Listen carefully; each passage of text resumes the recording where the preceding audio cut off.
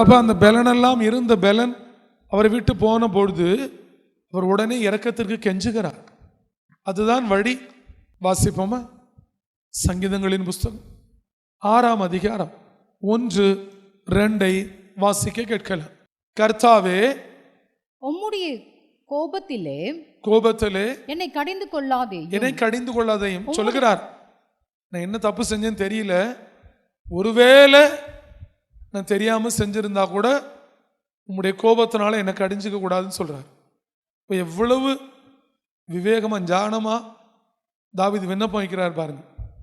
என்னன்னு தெரியாது, ஆனாலும் சொல்றார், ஒருவேளை ஏதாவது தவறு செய்திருந்தால் நடந்திருந்தால் ஐயோ தேவனோட கோபம் அதில் வந்துடக்கூடாதுன்னு சொல்லி உம்முடைய கோபத்தினாலே என்னை என்ன பண்ணிடாதீங்க, கடிஞ்சுக்காதீங்க, என்னால் தாங்க முடியாதுன்னு சொல்லுகிறார்.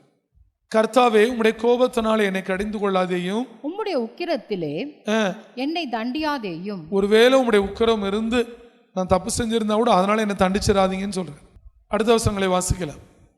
என்மேல் இரக்கமாயிரும் கர்த்தாவே, என்மேல் இரக்கமாயிரும் கர்த்தாவே. அடுத்து என்ன கேட்கிறாரு? என்மேல் இரக்கமா இருங்க. அப்ப இந்த இரக்கத்துக்கு தான் கெஞ்சணும். அவர் இரக்கம் வந்தால் நீ விடுதலை பெறுவாய், அவர் இரக்கம் வந்தால் நீ ஆசீர்வதிக்கப்படுவாய், அவர் இரக்கம் வந்தால் நீ சுகம் பெறுவாய், அவர் இரக்கம் வந்தால் உன் வாழ்க்கை சமாதானமாயும் மகிழ்ச்சியாயும் இருக்கும். ஒரு அல்லேலூயா சொல்லுமே. அல்லேலூயா. தேவனோட தாசனாய் இருந்தும், தேவனோட தீர்க்கதரிசியாய் இருந்தும், தேவனுக்கு சங்கீதங்களை பாடுகிறவனாய் இருந்தும், ஆனால் பலனற்று போகிற பொழுது அவர் கெஞ்சுகிறது தேவனோட இரக்கத்திற்கு. ஒரு அல்லேலூயா சொல்லுமே. யோசிக்கணும், நாம நேற்று எப்படி இருந்தோ இன்றைக்கு எப்படி இருக்கிறோம். அப்ப இந்த தேவனோட இரக்கம் வந்தா தேவன் வந்துடுவார். தேவன் வந்தால் நீங்கள் பலன் உள்ளவர்களாய் மாறிவிடுவீர்கள். ஒரு அல்லேலூயா சொல்லுமே. என்மேல் இரக்கமாயிரும் கர்த்தாவே, நான் பலனற்று போனேன். அந்த பலன் அற்று போன பிறகு அவர் வைக்கிற விண்ணப்பம் அதுதான். கோபத்தில் கடிந்து கொள்ளாதீங்க, உக்கரத்தில் தண்டிச்சிடாதீங்க, என் மேல இரக்கமாயிருங்க. வாசிக்கலாம். என்மேல் இரக்கமாயிரும் கர்த்தாவே, நான் பலனற்று போனேன், என்னை குணமாக்கும் கர்த்தாவே. அப்ப பலன் குறைந்த உடனே நமக்கு சரீரத்திலே குணம் தேவைப்படுகிறது, எலும்புகள் நடுங்குகிறது. ஐயோ நடக்க முடியல, காலெல்லாம் ஒரு மாதிரி இருக்கு, எலும்புலாம் நடுங்குது, பலவீனம் ஆயிட்டேன் அப்படின்னா முதல்ல என்ன தேடணும்? தேவனோட இரக்கத்தை தேடணும். அவர் அப்படித்தான் தேடினார். தேடின பின்புதான் அவர் ஒரு நாள் அந்த தேவனோட பலனை கண்டு கொண்டார். கண்ட பிறகுதான் அவர் 28ஆம் சங்கீதத்தில் சொல்லுகிறார், கர்த்தரே என் பலன். ஒரு அல்லேலூயா சொல்லுவோமே. கர்த்தரே என் பலன். அப்ப பலனற்று கிடந்த பொழுது, இரக்கத்துக்கு கெஞ்சின பொழுது தேவன் குணமாக்கி பலனை கொடுத்து, திரும்ப அந்த ஆடின எலும்புகள் எல்லாம், நடுங்கின எலும்புகள் எல்லாம் பலன் அடைந்த பொழுது ஒரு நாள் தன் ஜனங்களுக்கு சொல்லுகிறார், கர்த்தரே என் பலன் என்று சொல்லி. ஒரு அல்லேலூயா சொல்லுமே. இவ்வளோ பலவீனங்கள் இருந்த பொழுதும் ஒரு நாள் பவுல் சொல்லுகிறார். என்ன சொல்லுகிறார்? வாசிப்போமா? பிலிப்பியருக்கு எழுதின நிருபம் 4ஆம் அதிகாரம் 13வது வசனங்களை வாசிக்கலாம். என்னை பலப்படுத்துகிற கிறிஸ்துவினாலே. என்ன சொல்லுகிறார்? என்னை பலப்படுத்துகிற கிறிஸ்து. அந்த கிறிஸ்து யாரு? பலப்படுத்துகிறவர். ஒரு அல்லேலூயா சொல்லுமே. என்னை பலப்படுத்துகிற கிறிஸ்து. அந்த எண்ணம் என்றைக்கு உன் இருதயங்களில் வருகிறதோ அன்றைக்கு தான் கிறிஸ்து உங்களிடத்தில் வருவார். வசனம் சொன்னா வந்துட மாட்டார். அவர் தெரிந்து கொண்டார். என்ன தெரிந்து கொண்டார்? என்னை பலப்படுத்துகிற கிறிஸ்து. தாவீது சொல்லுகிறார், கர்த்தர் என் பலன். என்ன சொல்லுகிறார்? கர்த்தர் என் பலன். ஆனால் இவர் சொல்லுகிறார், என்னை பலப்படுத்துகிற கிறிஸ்து. ஒரு அல்லேலூயா சொல்லுவோமே. ஒரு எப்படி இருந்தாலும் அந்த வார்த்தையை சொல்லியிருப்பார். இதை கூட வாசிக்கலாமே. 2 கொரிந்தியர் 12:7-8-9 வாசிக்கலாம். அன்றியும் எனக்கு வெளிப்படுத்தப்பட்டவைகளுக்குரிய மேன்மை நிமித்தம் நான் என்னை உயர்த்தாதபடிக்கு. அப்ப யாரு தன்னை உயர்த்துகிறார்களோ அப்பயே ஒரு முள் சரீரத்துக்கு வந்துருங்கிறத நீங்க மறந்துடக்கூடாது. எனக்கு நல்லா ஜெபிக்க தெரியும், நான் ரொம்ப நீதிமானு, நான் ரொம்ப பரிசுத்தவாட்டி, நான் ரொம்ப நியாயத்தில் நிற்கிறவ அப்படிலாம் என்ன வர்றப்பே முள் வந்துடும். ஏனென்றால் இப்படி ஒரு முள் எந்த அப்போஸ்தலருக்கும் ஒரு கொடுக்கல. ஏன்னா எல்லா அப்போஸ்தலரும் தேவனோட சீஷர்களும் இங்கே பிரசங்கத்தை பார்த்தீங்கன்னா வேறு மாதிரி சொல்லுவாங்க. ஆனால் பவுல் மாத்திரம் வேறு மாதிரி சொல்லுவார். நான் அங்கே கற்றேன், இப்படி கற்றேன், இதெல்லாம் சொல்லிவிட்டு அது ஒன்றுமில்லை என்று சொல்லுவார். அப்படி எல்லாவற்றையும் சொல்லுகிற பொழுது தன்னை குறித்து சொல்லிவிட்டு அது ஒன்றுமில்லை என்று சொல்லுவார். அது மேலே மட்டும் படித்தா ஒரு மேன்மையாக சொல்கிற மாதிரி இருக்கும். அது மொத்தமும் படித்தா தான் புரியும். அது அன்றியும் எனக்கு வெளிப்படுத்தப்பட்டவைகளுக்குரிய மேன்மையின்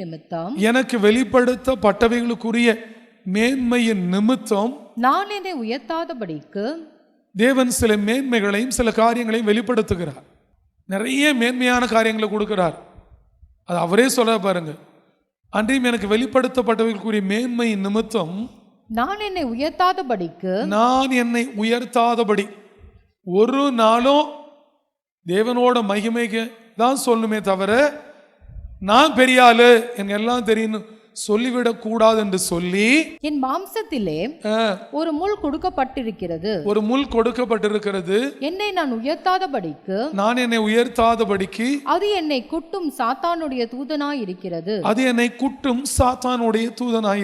அது என்னை விட்டு நீங்கும்படிக்கு நான் 3 தரம் கர்த்தரிடத்தில் வேண்டிக் கொண்டேன். என்ன சொல்றாரு?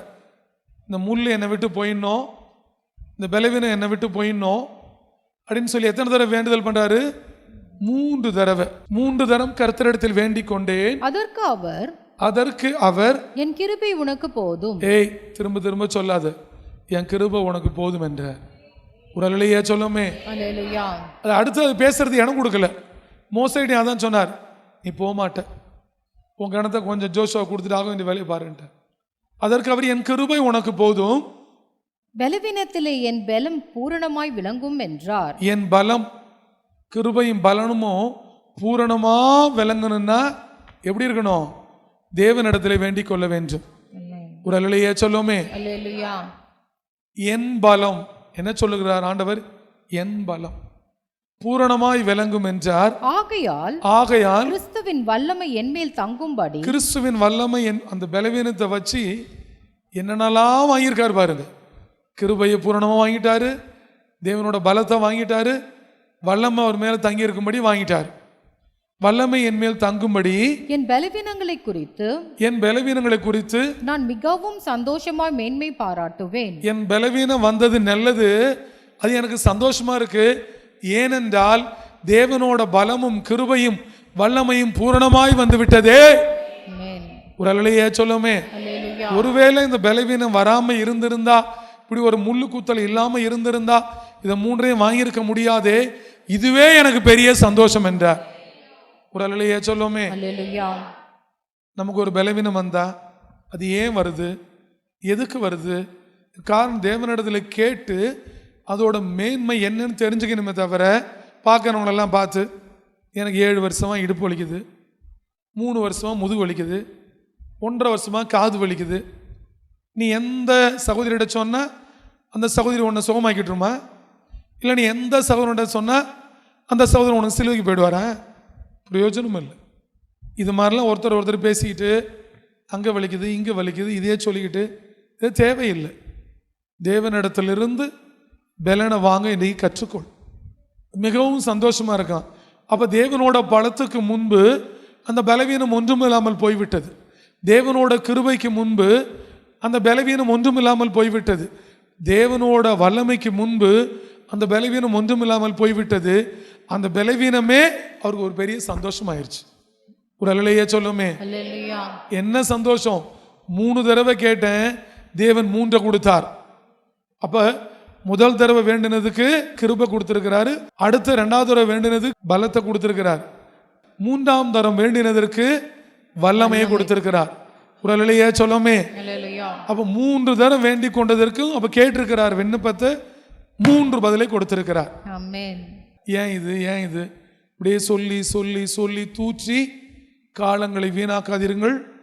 இது கர்த்தரின் காலம், கர்த்தரிடத்திலிருந்து பலனை பெற்றுக்கொள்ள வேண்டும். இப்பொழுது வாசிக்கலாம் பிலிப்பு 4:13.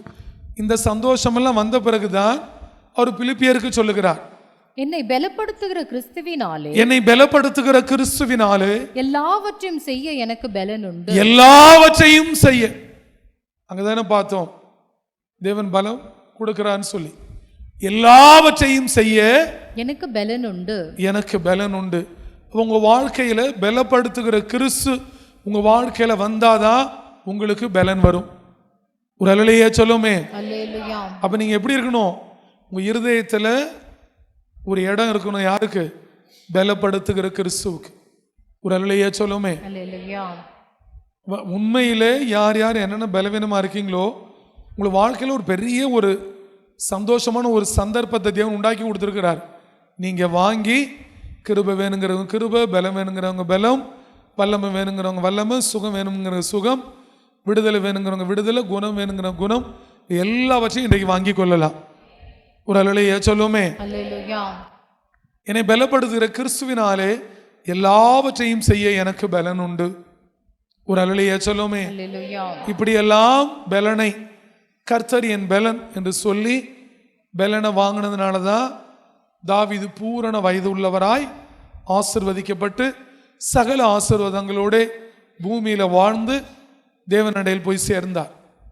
சேனைகளின் கர்த்தர் சொல்லுகிறார், நீயும் உன் ஜனமும் கேள், இன்றைக்கு நான் என் பலனை கொடுக்க விரும்புகிறேன் என்று சொல்லுகிறார். ஒரு அல்லேலூயா சொல்லுமே. வாசிப்போமா? அதை இன்னைக்கு வாங்காம போயிடக்கூடாது. நீங்க இன்னைக்கு வாங்கிட்டீங்கன்னா, இன்னைக்கு சொல்றேன், இயேசு நாமத்துல தேவனோட வருக வர நீ பலவீனன்னு ஊழியக்காரன்ட்ட விண்ணப்பம் எழுத மாட்டேன், இல்லை ஆண்டவர்கிட்ட எழுத மாட்டேன். ஏனென்றால் பலன் தாவீதுக்கு வந்து குணமாயி அவர் கொடுத்த சாட்சியும் சொல்லியிருக்கிறேன். இதே பலன் பவுலுக்கு வந்து அவர் சாட்சி கொடுத்ததையும் உங்களுக்கு சொல்லியிருக்கிறேன். இதுக்கப்புறம் உங்களுக்கு இன்னும் என்ன சொல்லணும்? ஒருவேளை இந்த உபதேசம் தெரியாதவர்கள் சொல்லலாம், ஆனால் என் ஜனமாகிய நீங்கள் இப்படி எழுதக்கூடாது, நீ பலவீனன் என்று வாயை திறந்து சொல்லக்கூடாது என்று தேவன் விரும்புகிறார். அப்படியே நீ சொல்ல வேண்டுமானாலும் கிறிஸ்துவின் இடத்திலே சொல். பலப்படுத்துகிற கிறிஸ்துவின் இடத்திலே சொல், பலன் கொடுக்கிற கர்த்தர் இடத்திலே சொல். ஒரு அல்லேலூயா சொல்லுமே. யார்கிட்ட சொல்லணும்? ரெண்டு பேர்கிட்ட. பலன் கொடுக்கிற கர்த்தர், பலப்படுத்துகிற கிறிஸ்து. வாசிப்போமா? 68ஆம் சங்கீதம் 35வது வசனம். தேவனே, தேவனே உமது பரிசுத்த ஸ்தலங்களிலிருந்து, பரிசுத்த ஸ்தலங்களிலிருந்து பயங்கரமாய் விளங்குகிறீர். இப்ப பயங்கரமாய் விளங்க போகிறார். ஒரு அல்லேலூயா சொல்லுமே. அல்லேலூயா. எப்படி விளங்க போகிறார்? பயங்கரமாய். தேவனோட பரிசுத்த ஸ்தலத்திலிருந்து பயங்கரமாய் விளங்குகிறீர். இஸ்ரவேலின் தேவன், இஸ்ரவேலின் தேவன் தம்முடைய ஜனங்களுக்கு, நம்முடைய ஜனங்களுக்கு, எல்லாருக்கும் இல்ல, இஸ்ரவேலின் தேவன் இஸ்ரவேல் ஜனங்களுக்குன்னு சொல்லல, தம்முடைய ஜனங்கள். யார் அவருக்கு உடையவர்களாய் இருக்கிறார்களோ, யார் அவரை உடையவர்களாய் அவரை நம்பி இருக்கிறார்களோ, அந்த ஜனங்களுக்கு தேவன் பலனையும் சத்துவத்தையும் கொடுக்க போகிறார். ஒரு அல்லேலூயா சொல்லுமே. அல்லேலூயா. உண்மையிலே பெரிய ஆசீர்வாதம்னா கர்த்தரின் பலன் தான். நீ என்னதான் ஆசீர்வாதம், ஐஸ்வர்யம், பணம், பொருள் எல்லாம் வச்சு கண்ணு தெரியாமலோ, காது கேளாமலோ, வாய் பேசாமலோ, கால்கள் நடக்காமலோ, கை வேலை செய்ய முடியாமலோ அப்படி இருந்து உங்கள்கிட்ட அந்த ஆசீர்வாதம் இருக்கிறது, அது குப்பைக்கு சமம். ஆனால் இந்த பலன் இருந்தால் நீ எவ்வளவும் ஆசீர்வாதங்களையும் சம்பாதித்து விடலாம். ஒரு அல்லேலூயா சொல்லுமே. அல்லேலூயா. எது மேன்மையோ அதை தான் தேவன் இன்றைக்கு கொடுக்கிறார். இந்த வருஷம் முழுக்களும் பேச போறேன் என்று சொல்லுகிறார். ஒரு அல்லேலூயா சொல்லுமே. அல்லேலூயா. தேவனே, உமது பரிசுத்த ஸ்தலத்திலிருந்து பயங்கரமாய் விளங்குகிறீர். இஸ்ரவேலின் தேவன், இஸ்ரவேலின் தேவன் தம்முடைய ஜனங்களுக்கு, தம்முடைய ஜனங்களுக்கு, பூமியின் கடையாந்தரம் வரை தேவனை நம்பி இருக்கிற ஜனங்களே, உங்களுக்கு பலனையும் சத்துவத்தையும் அருளுகிறவர், சத்துவத்தையும் அருளுகிறவர் இன்றைக்கு வானத்தை திறந்து இறங்கி வந்து உங்களுக்கு அருள போகிறார். இன்றைக்கு அவரோட அருள் பெறுவீர்கள். அருளுகிறவர், கொடுக்கிறவர், உயிரோட இருக்கிறார். தாவீதுக்கு கொடுத்தவர், பவுலுக்கு கொடுத்தவர், அன்றைக்கு நம்முடைய ஜனங்களுக்கு கொடுத்தவர், இன்றைக்கும் பவுலை போல் இருக்கிற, தாவீதை போல் இருக்கிற ஊழியக்காரனுக்கும், தாவீதின் ஜனமாகிய உங்களுக்கும், பவுலின் ஜனமாகிய உங்களுக்கும் பலனையும் சத்துவத்தையும் அருள போகிறார். அருளுகிறவர் தேவனுக்கு ஸ்தோத்திரம் உண்டாவதாக. எல்லாரும் சத்தத்தை வரி சொல்லும், தேவனுக்கு ஸ்தோத்திரம் உண்டாவதாக. தேவனுக்கு ஸ்தோத்திரம் உண்டாவதாக.